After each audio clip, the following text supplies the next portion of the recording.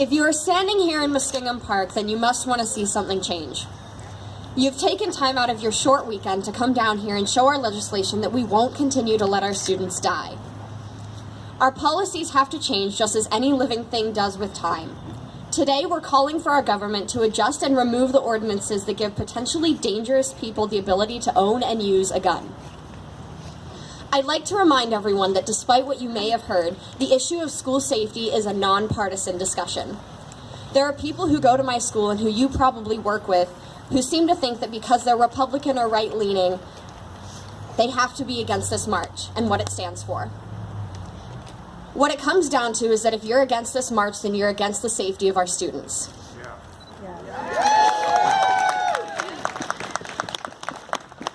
Our intentions here are not to take away your guns, as some people say. We're here to open discussions on how to improve the lives of our students and the safety of our students.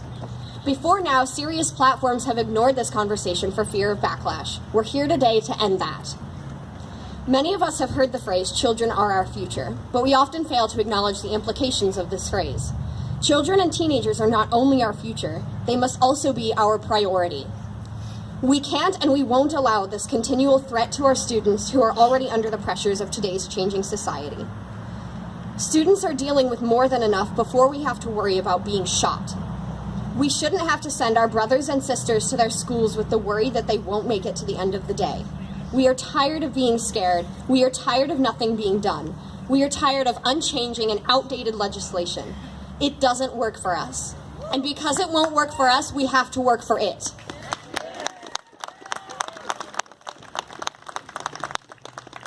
When American women marched on their right to vote and choose who held the power to change things, they held the future in their hands. When the African American men and women of our country held protests across the country for their right to equality and fair treatment, they held the future in our hands. Now, as we stand here on a Saturday morning in a small town on the border of Ohio, we hold our future in our hands.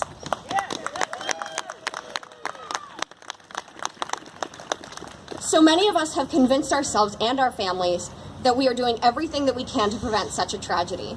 We find comfort in saying that it is out of our hands, that the safety of our students lies in the control of the administration. But the fact is, we must do more. We must have this conversation. We must unlearn what we have taught and been taught, and we must act. The power of change belongs to us, and we must use it.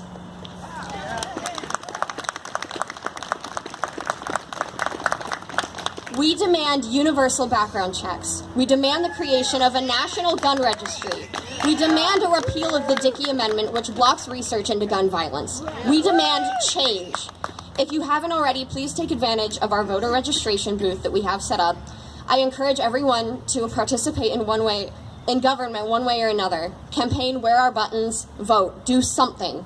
There's no such thing as a wasted vote. Our next speaker is Henry Burton, who also attends Marietta High School. Thank you.